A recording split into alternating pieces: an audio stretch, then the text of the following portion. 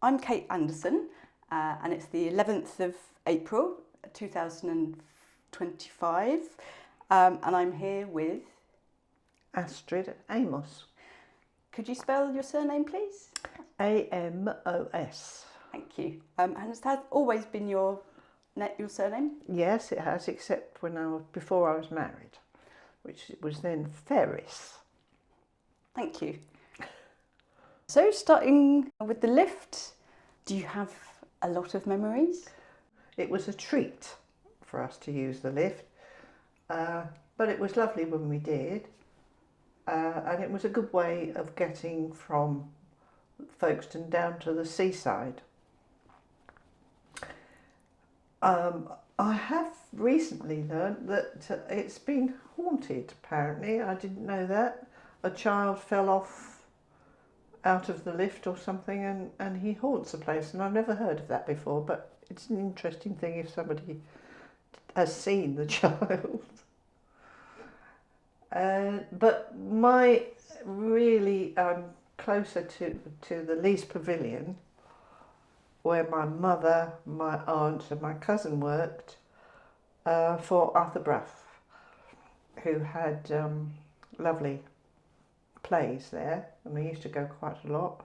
So I would see the lift every time I went to the Leas Pavilion, and my husband and I had our, after being married, we had our wedding party there, and I think we are the only people to have had a wedding party there. It happened to be at the time when Leas Pavilion was closed for, they had time off in the spring. The Leas Lift, though, was nearly always full, that I can remember. It never seemed to be empty. There were people up and down all day, and every day almost. A lot of what used to be at the bottom of the lift in the way of entertainments has now gone. But there was a pier, and by the time I saw it, of course, it was burnt, but there were what was left of the pier in the sea. And apparently there was a switchback of some description. Later on, there was a pet's corner. When I was a bit older, we used to go to that. But it's now been well improved, I believe, and is a nice little place for a walk if you can still do it. Did you go to visit the Pet's Corner? I did, yes. Mostly things like rabbits and cats and dogs and that sort of thing. It wasn't very, it wasn't a zoo, but just pets, which was nice. Could you... Llama, that's what I'm trying to think of. Can you remember a visit there? Could you describe it? We didn't go often. Again, we didn't go often, but it was after the war. I suppose I was about in my teens, probably, when we used to visit it. I think it would be about then. We took our children to see it as well, so it was there for a while.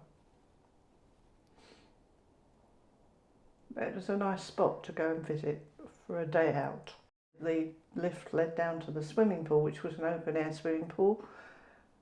We used to walk there from school for swimming lessons, and it was freezing because it wasn't warmed up in any way. And somebody called Sam Rocket used to train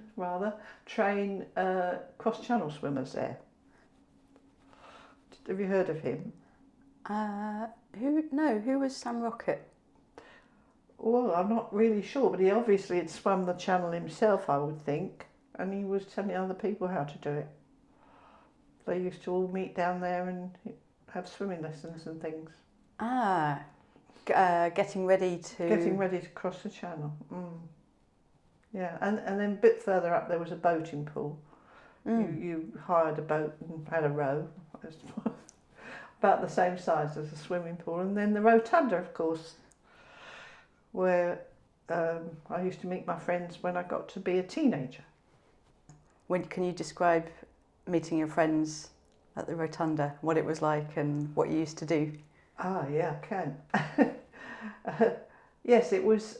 You'd always take a few pennies with you, of course, to have a go at the machines. I used to like the ones where the ball bounces up and goes into a slot, and you get 2p back or something.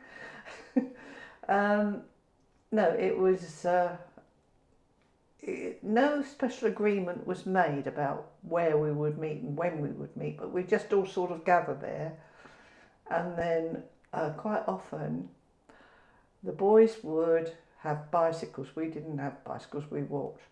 The boys had bicycles and they would give us a ride on the crossbar along to the zigzag path, and we'd sit in the zigzag path and watch the people go by,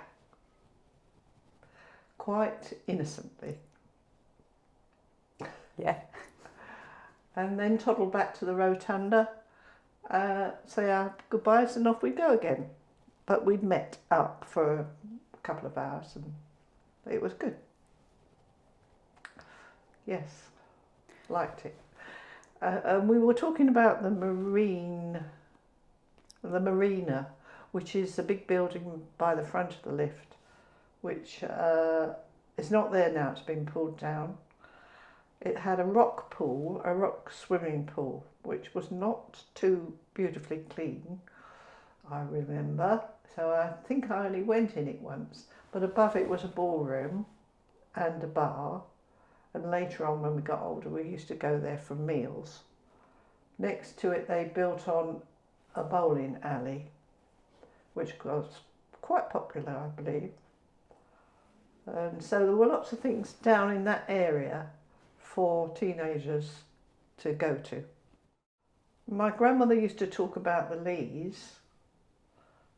She used to tell me that only the rich people would walk on the seaside, very well dressed up.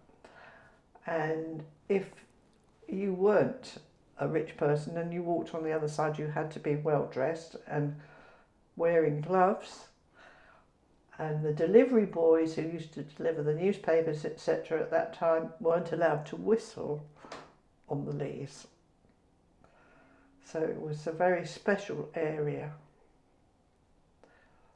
By the time I was a teenager, all that had gone, of course. But we used to go and listen to the band on the bandstand when we couldn't think of anything else to do.